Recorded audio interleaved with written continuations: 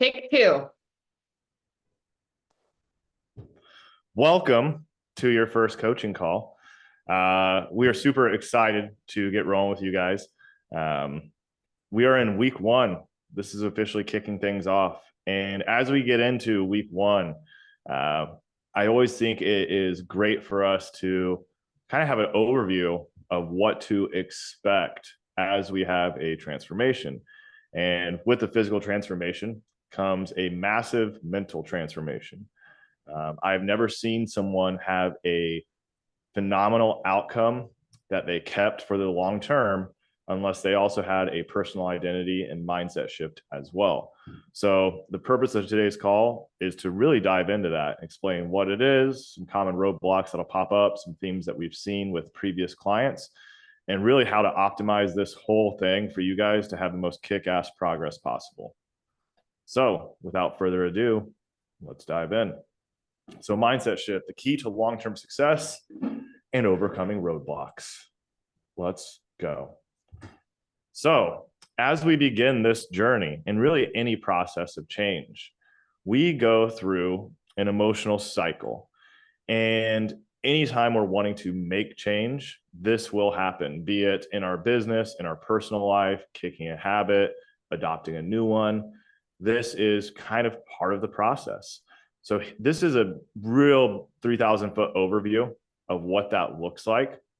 And then what we'll do today is kind of go step by step along these phases, explaining what happens at each one, when these might occur, and how to navigate and get through it. So you are here. You are in phase one, uninformed optimism. The world is your oyster. Everything great is going to happen. You see the end result. You are excited about what the future looks like. It's an exciting time, and you should be excited because this is a huge step in the right direction. Now, usually during this phase, this is where we have to tell clients, all right, chill out, because they're trying to go from zero steps a day to 12,000 every day. And I'm going to work out 5 days a week. And maybe I'm going to start running too. They just start throwing a bunch of change on top of things because it's exciting. And we haven't really had the time to put in a lot of work yet, but people are so enthusiastic. It almost feels like you've done more than you actually have. So phase one is uninformed optimism. And there's nothing wrong with this phase. I don't want to crush your dreams and say, like, don't do that. I just want to say, sit tight. Like, let's see how this unfolds, which takes us. Chelsea, were you going to say something? No, it's just kind of like childlike unknown. It's good. It's good until it's not good. Yeah. So no, that'll transition us really well into the phase two and phase three, and I'll kind of talk about those more as we go through it. Yeah. It's like when you get your first paycheck as a kid, like from your first part-time job, you're like, oh my God, I'm going to be rich. And then you Yeah, get it's the like it's check $150, bud. I know, and I get well, it. and then you see that taxes come out Yep. and Social Security. You're like, oh my God, like half my money's gone. This Yep. sucks. That would probably be the best comparison in my mind for it. And that takes us to phase two, informed pessimism.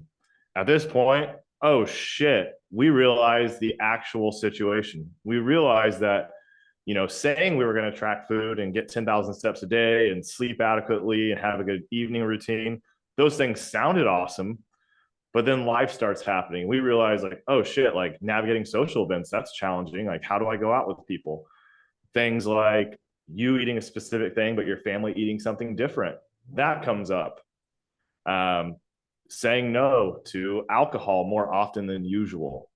All of these things start creeping up, and you realize, fuck, this feels like a lot of work. And that's because it is a lot of work. This is all new. You guys haven't done this before. If you were doing this already, you wouldn't be in this phase. So it's this realization of, I thought I was doing better than I was. I thought this would be easier than it is. And this can be discouraging for a lot of people because you realize how far you have to go.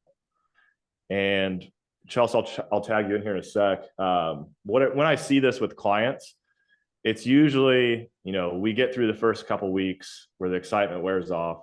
We might have seen some initial weight loss. Then we see that weight loss progress stall. We see water weight not dropping anymore. And people then begin saying like, oh shit, should I change something? Should I blow this whole thing up?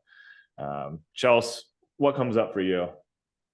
Um, I'm a little bit in this phase as well, which is, it's just funny, because it is such a cyclical thing. I know that this shows this going on, but the goal is always changing. So you may have a new informed pessimism depending on where you're at. So it's just I'm 30 days into my cut, and the first 30 days I was like all in. And now the week has gotten busy, and just like feelings of stress and all that start to overcome me. And it's going back to the blueprint session that you guys did with Brad and saying, okay, is it really that things are really, really hard and I don't see the value of my goal anymore? Or is it that I just don't see my goal anymore? Is it that I'm feeling that the challenge of it is harder than the thing in itself? So it's always going back to the main reasoning for being here. Right. And you were kind of alluding to it and going from phase 2 to 3. Like what you're really describing is the valley of despair. Yeah. This is where dreams go to die. This is where hope no longer exists. This is, I'm not seeing enough progress, and this feels like a lot of work, and I don't want to do this anymore. It's a feeling of apathy. Some people call it a case of the fuckets. It could be a numerous amount of things. But the gist of it is, at this point, it's where most people stop. And then what happens is they hit the valley of despair. They say, screw this, I'm done. They then go do things their own way for a while. They have to wait until they get really frustrated. They gain another 10 or 15 pounds or regain all of their weight. They have to get frustrated, get to the point where they say, I'm going to change it all again. And they go back into the phase of uninformed optimism, into informed pessimism, into the valley of despair, and their dreams go to die. So I share this with you, and it sounds very I know you're cynical. Making it sound real bad. It sounds very cynical, but it's actually good, because it's part of the process. And I want you guys to expect these feelings. If you didn't expect these feelings and then they came up, you would think they were real and you would act on them. But if we know that, hey, this is what's going to happen, eventually you're going to hit this point, and our job is to help you navigate those roadblocks and get through them, because on the other side of the valley of despair is informed optimism. At this point, we keep putting in the work, and then we start noticing this feels easier, and I feel like I'm making progress pretty quickly. And would you agree that between the valley of despair and informed optimism, like there's going to be so many lessons to be learned in that time? And that's why, it feels so challenging. Lessons in themselves it's like opening up a new piece of yourself or your mind that you didn't know was there. And it feels really challenging while you're in it. And then once you pass it, it's like, okay, here we are. Like I'm on my up and up again. Yeah. I was talking to Steve at our blueprint session, and I used the analogy, and I actually like this one. I'm probably going to reuse it a few times here, that, Steve wasn't always the owner of a business. He was an employee. And if we dropped employee Steve into owning a business, it would feel like, holy shit, this is really hard. I don't know what I'm doing. And he probably felt like that starting out. But over time, he kept doing it and kept doing it, and it started feeling easier. And then his new identity is, oh, I'm Steve, the guy that fucking owns a business, man. And this is just who I am. The same thing happens with our health and our fitness. So you might currently identify as the guy who's never been that fit or the guy who hasn't stuck to anything. But what will happen is you'll have a personal identity shift where all these skills and habits that got like going for your 10,000 steps a day, tracking your nutrition, hitting a protein target, working out at least 3 days a week, those things become automated behaviors where you're not forcing yourself to do them. That's where informed optimism starts happening again.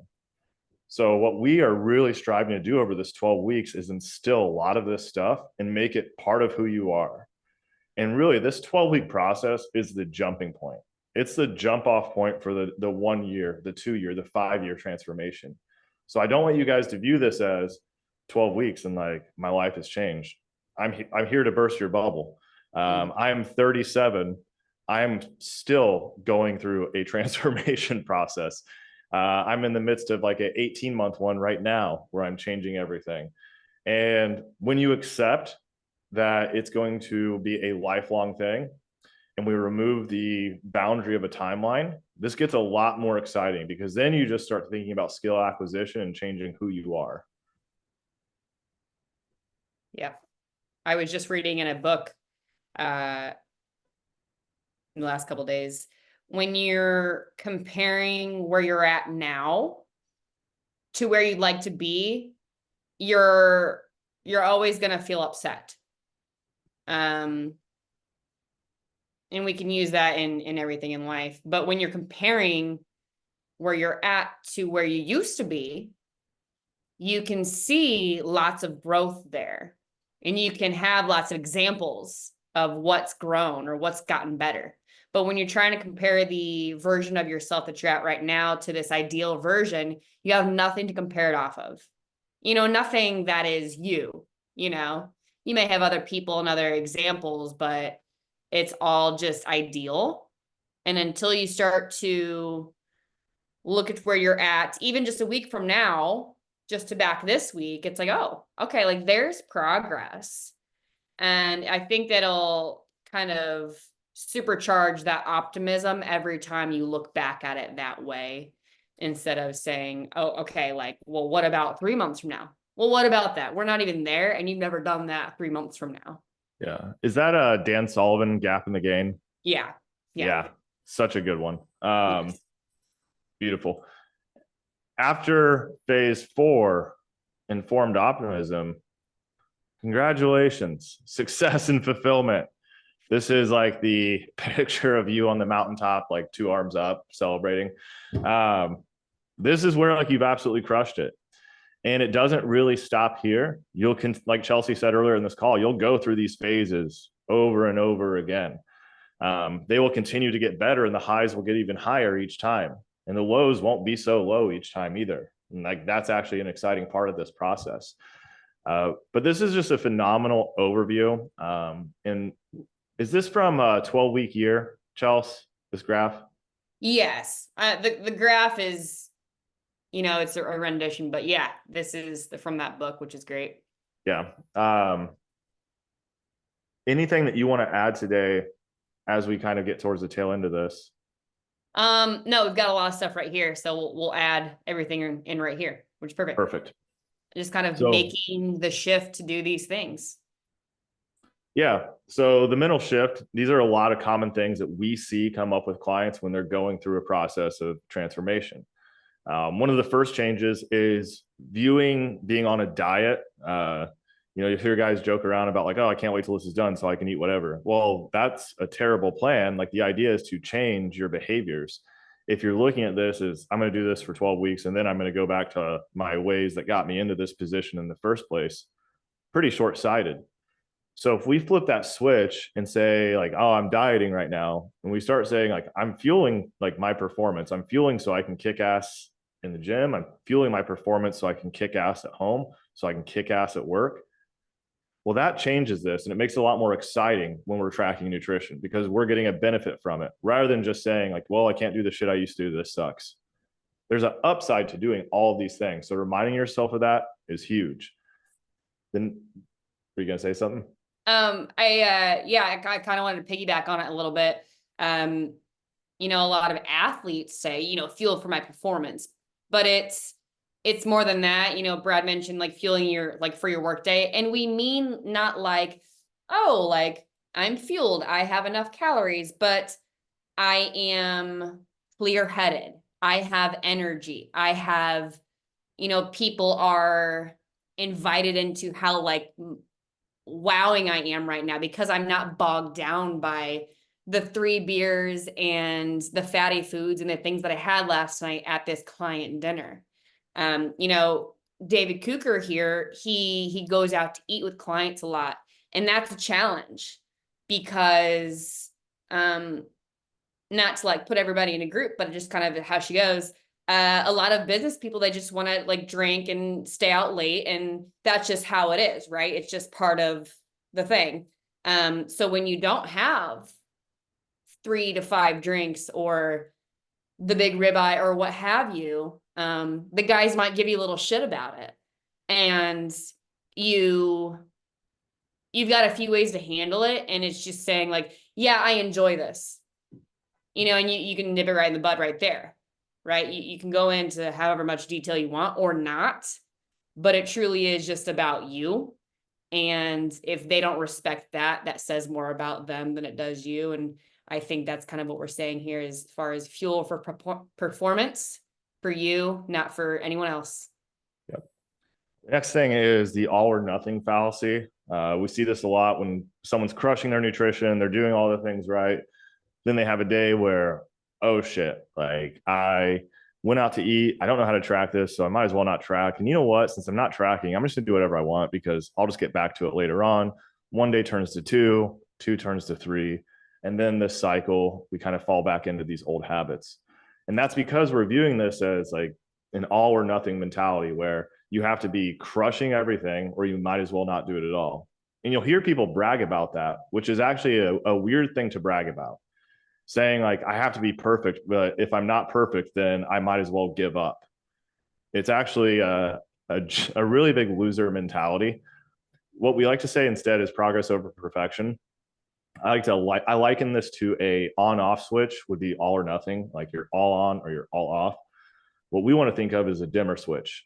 Some days the intensity is cranked up and we're crushing everything. Other days, a bunch of stuff goes sideways. We're still going to give our best effort, but maybe that best effort's a 40%. It's not a zero. We're not throwing in the towel. And on a long enough timeline, if we keep doing that, we make great progress. I tell clients a lot of the time that, the people that are really healthy and fit and the people that are really out of shape and feel terrible, they both screw up.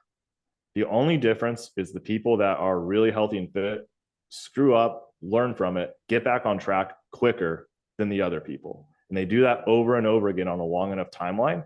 And that's the difference. I mean, I will house a 1 pound bag of Sour Patch Kids.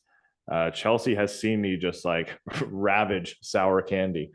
And it would be very easy when I do that to take like a 3-day bender or take 2 weeks off. And I used to do that. And what helped me was when I made the switch of saying like, you know what, I'm just going to collect the data. I'm not going to be pissy about this. It is what it is. I'm going to make the next good decision I can. That's when I started seeing really phenomenal progress.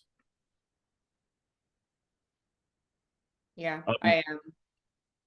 As you were saying that, it was just, I was thinking about, Brad and I have been through nutrition so long, years and years and years. Because we like it. We like the the feedback of it. And I think that we do a good job of, although we might have those weeks or weekends or days or whatever, we take the next day to say, okay, like, what did I learn from that? And I think that that'll kind of transition really well into the next one of, thinking of the social situations as opportunities, not obstacles. And you have to learn from whatever happened during the thing, whether it be out to dinner or at home or on your birthday or your spouse's birthday. You could have the best plan ever, and the day happens and just doesn't go like you wanted to because of XYZ, but it's learning from that XYZ and saying, okay, maybe next time I'll do this instead. Maybe I'll eat at this time and have a protein shake before or whatever, but using social situations as an opportunity to get a little bit better, learn differently, have a little character building day, and then, just get on with it. And don't have a pity party, or maybe do, but then just work through it. Yeah. And the last thing I want to cover with you guys is building a resilience and self accountability. First part of that resilience, we're huge on that. Resilience is being able to bounce back from things. It's being able to be unshaken when facing adversity or obstacles. And the more you do it, the easier it gets. So what Chelsea was just describing with social situations, viewing them as opportunities, that's exactly what resiliency is. Now, the other part that's highlighted here, and it's because I want to make a note on it, self-accountability. The term accountability is thrown out around a lot in health and fitness. It's people come in and they say, well, I need someone to hold me accountable. Aside from me following you around and like putting a gun on you and saying like, don't eat that, like there's no one that can hold you accountable. No one can do that. No one can make you make good decisions. It's a choice. So I like to say, instead of accountability, it's ownership. It's owning the fact that everything that happens to you, it's not your fault, but it is your responsibility to handle it. And when you realize that you are in control of every decision that you make, it gives you a feeling of autonomy. And from that position, we can start making really good decisions that are transformative. So this does not just apply in the context of nutrition. Again, in your guys' respective businesses, you probably exemplify ownership all the time. I highly doubt any of you skirt responsibility and like point fingers at others and say, well, it's because of them, or it's because my wife, it's because someone offered me this. Like, you don't do that.